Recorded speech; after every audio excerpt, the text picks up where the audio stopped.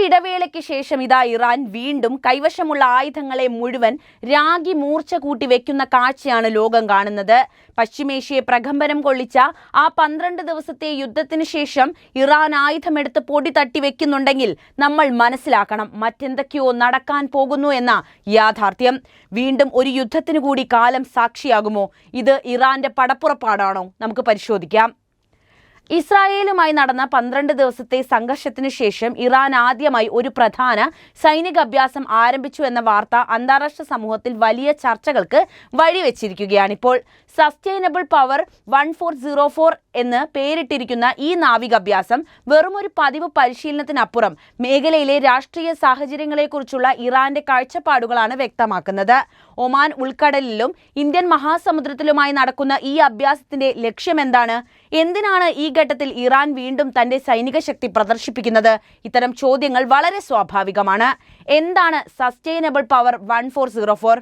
പേര് സൂചിപ്പിക്കുന്നത് പോലെ നിലനിൽക്കുന്ന സൈനിക ശേഷിയും പ്രതിരോധ ശേഷിയും ഉറപ്പുവരുത്തുക എന്നതാണ് ഈ അഭ്യാസത്തിന്റെ പ്രധാനപ്പെട്ട ലക്ഷ്യം. നാവിക കപ്പലുകൾ, മിസൈലുകൾ, അത്യാധുനിക ഡ്രോണുകൾ എന്നിവയുടെ സംയോജിത ഉപയോഗം ഈ അഭ്യാസത്തിന്റെ മുഖമുദ്രയാണ്. പുതിയ സാങ്കേതിക വിദ്യകൾ പരീക്ഷിക്കുക, വിവിധ നാവിക യൂണിറ്റുകൾ തമ്മിലുള്ള ഏകോപനം മെച്ചപ്പെടുത്തുക, പ്രതിരോധ പ്രവർത്തനങ്ങൾക്കുള്ള തയ്യാറെടുപ്പ് നടത്തുക തുടങ്ങിയ സാങ്കേതിക ലക്ഷ്യങ്ങൾ ഇതിനുണ്ട്. എങ്കിലും ഈ അഭ്യാസത്തിന്റെ രാഷ്ട്രീയവും തന്ത്രപരവുമായ പ്രാധാന്യമാണ് കൂടുതൽ വലുത്. ഈ ഘട്ടത്തിൽ ഇറാൻ കരുത്താർജിക്കുന്നത് എന്തിന് എന്ന ചോദ്യം പ്രസക്തമാണ്. ഇറാൻ ഇസ്രായേൽ സംഘർഷം കഴിഞ്ഞിട്ട് അധിക നാളായിട്ടില്ല എന്ന കാര്യം അറിയാമല്ലോ. ആ യുദ്ധം ഇരു രാജ്യങ്ങൾക്കുമിടയിൽ വലിയ നാശനഷ്ടങ്ങൾ വരുത്തിയിട്ടുണ്ട്. അതിനാൽ തന്നെ ഈ സമയത്ത് ഇറാൻ വീണ്ടും സൈനിക ശക്തി പ്രകടിപ്പിക്കുന്നതിന് വ്യക്തമായ ചില കാരണങ്ങളുണ്ട്. ഒന്നാമത് പ്രതിരോധം ഉറപ്പാക്കുക എന്നതാണ്. ഒരു യുദ്ധത്തിന് ശേഷം സൈനിക ശേഷി കുറഞ്ഞുപോയി എന്നൊരു ധാരണ എതിരാളികൾക്ക് ഉണ്ടാവാനുള്ള സാധ്യതയുണ്ട്. ഇത് മുതലെടുത്ത് അവർ ഒരു പുതിയ ആക്രമണത്തിന് മുതിരാനുള്ള സാധ്യത പോലുമുണ്ട്. എന്നാൽ യുദ്ധത്തിന് ശേഷവും ഇറാൻ സൈനികമായി ശക്തമാണെന്നും ഏത് ആക്രമണത്തെയും നേരിടാൻ തങ്ങൾ സജ്ജരാണെന്നും ലോകത്തെ, പ്രത്യേകിച്ച് ഇസ്രായേലിനെ ബോധ്യപ്പെടുത്തുക എന്നതാണ് ഈ അഭ്യാസത്തിന്റെ പ്രാഥമിക ലക്ഷ്യം. ഇതൊരു തരം ശക്തി പ്രകടനം അല്ലെങ്കിൽ പവർ പ്രൊജക്ഷൻ തന്നെയാണ്. അടുത്തത് തന്ത്രപരമായ അതിന്റെ സ്ഥാനമാണ്. അഭ്യാസം നടക്കുന്ന ഒമാൻ ഉൾക്കടലിലും ഇന്ത്യൻ മഹാസമുദ്രവും ലോകത്തിലെ ഏറ്റവും പ്രധാനപ്പെട്ട കപ്പൽ ഗതാഗത പാതകളാണ് എന്ന കാര്യം അറിയാമല്ലോ. ഈ മേഖലയിൽ സൈനിക അഭ്യാസം നടത്തിക്കൊണ്ട് ഈ തന്ത്രപ്രധാനമായ ജലപാതകളിലെ തങ്ങളുടെ സ്വാധീനം ഉറപ്പാക്കാൻ ഇറാൻ ശ്രമിക്കുകയാണ്. ഇത് മേഖലയിലെ അമേരിക്കയുടെയും മറ്റ് സഖ്യകക്ഷികളുടെയും താല്പര്യങ്ങൾക്ക് ഒരു വെല്ലുവിളി തന്നെയാണ് സൃഷ്ടിക്കുന്നത്. രാജ്യത്തിന്റെ സൈനിക ശക്തിയും അതിജീവന ശേഷിയും പ്രദർശിപ്പിക്കുന്നത് ആഭ്യന്തരമായി ഭരണകൂടത്തിന് വലിയ പിന്തുണ നേടിക്കൊടുക്കുകയും ചെയ്യും. രാജ്യത്തെ ജനങ്ങൾക്ക് ആത്മവിശ്വാസം നൽകാനും അതുപോലെ തങ്ങളുടെ സർക്കാർ പ്രതിസന്ധി ഘട്ടങ്ങളിലും ശക്തമാണെന്ന് ബോധ്യപ്പെടുത്താനും ഇത്തരം സൈനിക അഭ്യാസത്തിന് ശേഷിയുണ്ട്. ഇനിയും ഒരു യുദ്ധ സാധ്യത ഇറാൻ കാണുന്നുണ്ടോ എന്നതാണ് ഇവിടെ ഉയരുന്ന പ്രധാനമായിട്ടുള്ള ചോദ്യം. ഒരു സൈനിക അഭ്യാസം അടുത്തൊരു യുദ്ധത്തിന്റെ സൂചനയാണെന്ന് നമുക്ക് പൂർണ്ണമായിട്ട് പറയാനാകില്ല. എങ്കിലും ഈ നീക്കം ഇസ്രായേലുമായി ഒരു പുതിയ സംഘർഷത്തിനുള്ള സാധ്യതയെ ഇറാൻ ഗൗരവകരമായി കാണുന്നു എന്നതിന്റെ വ്യക്തമായ സൂചനയാണ് നൽകുന്നത്. ഗസയിലെ നിലവിലെ സ്ഥിതിഗതികൾ, ഇറാൻ പിന്തുണയുള്ള ഹൂതികളും ഹിസ്ബുള്ളയും പോലുള്ള സംഘടനകൾ, ഇസ്രായേൽ തുടരുന്ന ആക്രമണങ്ങൾ എന്നിവയെല്ലാം മേഖലയെ അതീവ സംഘർഷഭരിതമാക്കിയിരിക്കുകയാണ് നിലവിൽ. ഈ സാഹചര്യത്തിൽ ഏതൊരു നിമിഷം വേണമെങ്കിലും ഒരു പുതിയ യുദ്ധം പൊട്ടിപ്പുറപ്പെടാനുള്ള സാധ്യതയും നിലനിൽക്കുന്നുണ്ട്. അത്തരമൊരു സാഹചര്യം മുന്നിൽ കണ്ട് ഇറാൻ തന്റെ സൈനിക തയ്യാറെടുപ്പുകൾ ഊർജിതപ്പെടുത്തുകയാണ് ഇപ്പോൾ ചെയ്യുന്നത്. ഈ അഭ്യാസം ഒരുപക്ഷെ ഇസ്രായേലിനെ ഒരു പുതിയ ആക്രമണത്തിൽ നിന്ന് പിന്തിരിപ്പിക്കാനുള്ള ഒരു മുന്നറിയിപ്പ് കൂടിയായിട്ട് നമുക്ക് കാണാവുന്നതാണ്. ഇറാൻ നാവികസേനയുടെ സസ്റ്റൈനബിൾ പവർ 1404 സൈനിക അഭ്യാസം കേവലം ഒരു പരിശീലനമല്ല.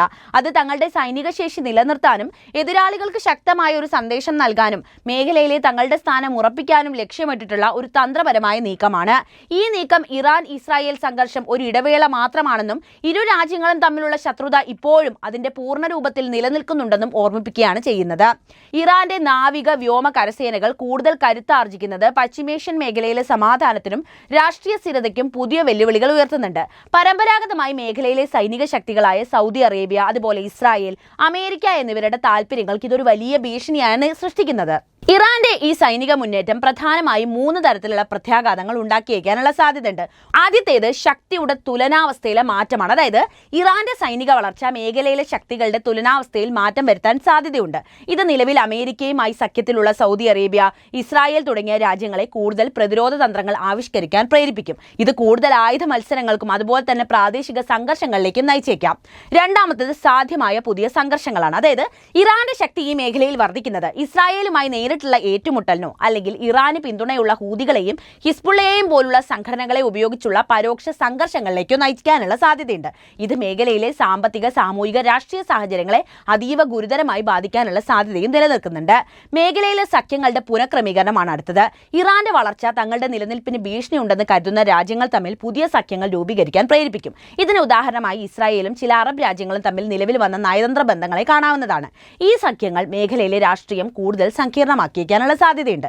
അതിനാൽ ഇറാന്റെ സൈനിക വളർച്ച ഒരു രാജ്യത്തിന്റെ ആഭ്യന്തര വിഷയമായി മാത്രമല്ല, പശ്ചിമേഷ്യയുടെ ഭാവിയെ നിർണ്ണയിക്കുന്ന ഒരു നിർണായക ഘടകമായിട്ടാണ് അന്താരാഷ്ട്ര സമൂഹം വിലയിരുത്തുന്നത്. ഇത് മേഖലയിലെ സമാധാനത്തിന് പുതിയ വെല്ലുവിളികൾ ഉയർത്തുകയും ഭാവിയിൽ കൂടുതൽ സംഘർഷങ്ങൾക്ക് വഴിയൊരുക്കുകയും ചെയ്യാനുള്ള സാധ്യതയുണ്ട്. പശ്ചിമേഷ്യയിൽ ഇസ്രായേലും ഇറാനും തമ്മിൽ മറ്റൊരു സംഘർഷത്തിനുള്ള സാധ്യത നിലനിൽക്കുന്നുണ്ട് എന്ന കാര്യം നമുക്ക് വ്യക്തമായല്ലോ. ഇത് പല കാരണങ്ങളുമായി ബന്ധപ്പെട്ട് കിടക്കുന്നുണ്ട്. പ്രധാനമായിട്ടുള്ള കാരണങ്ങൾ എന്തൊക്കെയാണെന്ന് പറയാം. ഇസ്രായേൽ ആണെങ്കിൽ പ്രധാന ഭീഷണികളിൽ ഒന്നായിട്ടാണ് ഇറാനെ നോക്കിക്കാണുന്നത്. ഇറാന്റെ ആണവ പദ്ധതിയും മേഖലയിൽ സ്വാധീനം വർദ്ധിപ്പിക്കാനുള്ള രാജ്യത്തിന്റെ ശ്രമങ്ങളും ഇസ്രായേലിനെ സംബന്ധിച്ച് സുരക്ഷാപരമായ ഭീഷണികൾ തന്നെയാണ്. ഇത് ഇസ്രായേലിനെ കൂടുതൽ ശക്തമായ പ്രതിരോധ നടപടികൾക്കാണ് പ്രേരിപ്പിക്കുന്നത്.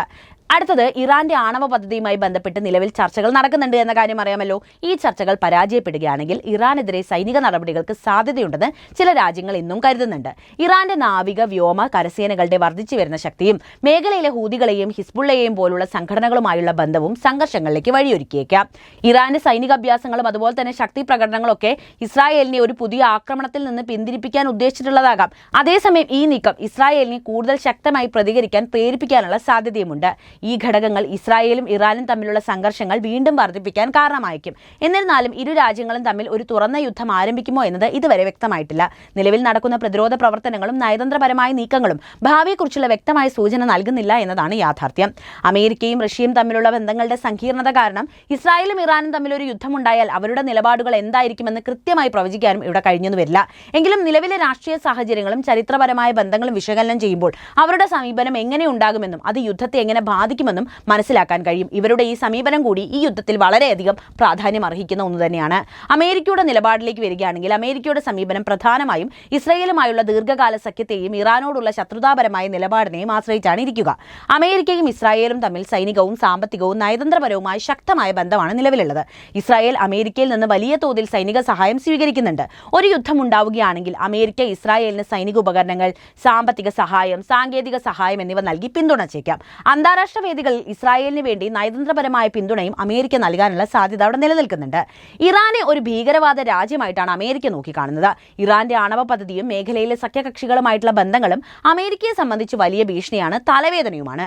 ഒരു യുദ്ധത്തിൽ അമേരിക്ക നേരിട്ട് ഇറാനെതിരെ സൈനിക നടപടികൾ സ്വീകരിക്കാനുള്ള സാധ്യത കുറവാണെങ്കിലും സൈബർ ആക്രമണങ്ങൾ, ഉപരോധങ്ങൾ, മിസൈൽ പ്രതിരോധ സംവിധാനങ്ങൾ എന്നിവ ഉപയോഗിച്ച് ഇറാനെ പ്രതിരോധത്തിലാക്കാനുള്ള കാര്യമായ ശ്രമങ്ങൾ അവർ നടത്തുന്നുണ്ട്. ഈ സാഹചര്യത്തിൽ അമേരിക്കയുടെ നിലപാട് ഇസ്രായേലിന് കൂടുതൽ കരുത്ത് നൽകുകയും അത് യുദ്ധം കൂടുതൽ വലുതും രൂക്ഷവുമാകാൻ കാരണമാവുകയും ചെയ്തേക്കാം. റഷ്യയുടെ നിലപാടിലേക്കാണ് ഇനി പറയുന്നത്. റഷ്യയുടെ നിലപാട് കൂടുതൽ സങ്കീർണമാണ്. കാരണം ഇറാനുമായി ശക്തമായ സഖ്യമുണ്ടെങ്കിലും ഇറാനുമായി ശക്തമായ സഖ്യം റഷ്യയ്ക്കുണ്ട്. അതേസമയം ഇസ്രായേലുമായിട്ടും ബന്ധം പുലർത്തുന്ന രാജ്യം തന്നെയാണ് റഷ്യ. ഇറാനുമായിട്ടുള്ള സഖ്യത്തിലേക്ക് വരികയാണെങ്കിൽ റഷ്യയും ഇറാനും തമ്മിൽ സൈനികമായും സാമ്പത്തികപരമായും ശക്തമായ ബന്ധങ്ങളാണ് നിലവിലുള്ളത്. സിറിയയിലെ വിഷയങ്ങളിലും മറ്റ് പ്രാദേശിക താൽപ്പര്യങ്ങളിലും ഇരു രാജ്യങ്ങളും പരസ്പരം സഹകരിച്ച് പ്രവർത്തിക്കുന്നുണ്ട്. ഒരു യുദ്ധം ഉണ്ടാവുകയാണെങ്കിൽ റഷ്യ ഇറാന് സൈനിക സഹായവും നയതന്ത്രപരമായ പിന്തുണയും നൽകാനുള്ള സാധ്യത ഇവിടെ ഏറെയാണ്. ഇറാന് വേണ്ട ആയുധങ്ങളും വിവരങ്ങളും നൽകി റഷ്യ എപ്പോഴും സഹായിക്കും. ഇസ്രായേലുമായിട്ടുള്ള ബന്ധത്തിലേക്ക് വരികയാണെങ്കിൽ റഷ്യ ഇസ്രായേലുമായി ഒരു പ്രവർത്തനപരമായ ബന്ധം, അതായത് വർക്കിംഗ് റിലേഷൻഷിപ്പ് നിലനിർത്തുന്നുണ്ട്. അതേസമയം സിറിയയിലെ സൈനിക ഇടപെടലുകളിൽ ഇസ്രായേലിന്റെ താൽപ്പര്യങ്ങൾ റഷ്യ പരിഗണിച്ചിട്ടുണ്ട്. ഒരു തുറന്ന യുദ്ധം റഷ്യയ്ക്ക് താല്പര്യമില്ലാത്തൊരു കാര്യമാണ്. അതുകൊണ്ട് തന്നെ റഷ്യ ഒരു മധ്യസ്ഥന്റെ റോൾ ഏറ്റെടുക്കാനുള്ള സാധ്യതയാണ് അവിടെ നിലനിൽക്കുന്നത്. റഷ്യയുടെ പ്രധാന ലക്ഷ്യം അമേരിക്കയുടെ സ്വാധീന ശക്തി കുറയ്ക്കുക എന്നത് തന്നെയാണ്. വേറെ ഒരു സംശയവും അതിലില്ല. ഇസ്രായേൽ ഇറാൻ യുദ്ധം അമേരിക്കയെ മേഖലയിൽ കൂടുതൽ ഇടപെടാൻ നിർബന്ധിതമാക്കും. റഷ്യ ഈ സാഹചര്യം മുതലെടുത്ത് തന്റെ സ്വാധീനം വർദ്ധിപ്പിക്കാനുള്ള ശ്രമങ്ങളും ആരംഭിക്കും. ഈ സമീപനം യുദ്ധത്തെ എങ്ങനെ ബാധിക്കുമെന്നത് ഒരു പ്രധാന ചോദ്യമാണ്. റഷ്യയുടെ പിന്തുണ ഇറാന്റെ ആത്മവിശ്വാസം വർദ്ധിപ്പിക്കുകയും ഇത് യുദ്ധം കൂടുതൽ നീണ്ടു നിൽക്കാനുള്ള കാരണമാകുകയും ചെയ്യും. റഷ്യയുടെയും അമേരിക്കയുടെയും ഇടപെടലുകൾ യുദ്ധത്തെ ഒരു പ്രാദേശിക സംഘർഷത്തിൽ നിന്ന് ലോകശക്തികൾ തമ്മിലുള്ള ഒരു പരോക്ഷ യുദ്ധമാക്കി മാറ്റാനുള്ള സാധ്യതയും അവിടെ നിലനിൽക്കുന്നുണ്ട്. അപ്പോൾ എന്താണ് അമേരിക്കയുടെയും റഷ്യയുടെയും ഈ വിഷയത്തിലെ നിലപാട് എന്നുവരെ ഞാൻ സംസാരിച്ചിട്ടുണ്ട്. ഇറാനും ഇസ്രായേലും എപ്പം വേണമെങ്കിലും ഇനിയും യുദ്ധം ചെയ്യാനുള്ള സാധ്യതയാണ് നമുക്ക് മുമ്പിൽ കാണാനുള്ളത്. അപ്പോൾ ഈ വിഷയത്തിൽ നിങ്ങളുടെ നിലപാട് ഇപ്പോൾ തന്നെ കമൻ്റായിട്ട് രേഖപ്പെടുത്തുക. ഒപ്പം ഈ അറിവുകൾ എല്ലാവരിലേക്കും എത്താൻ വീഡിയോ ഒന്ന് ലൈക്ക് ചെയ്യാനും ഷെയർ ചെയ്യാനും പ്രത്യേകം ശ്രദ്ധിക്കുമല്ലോ.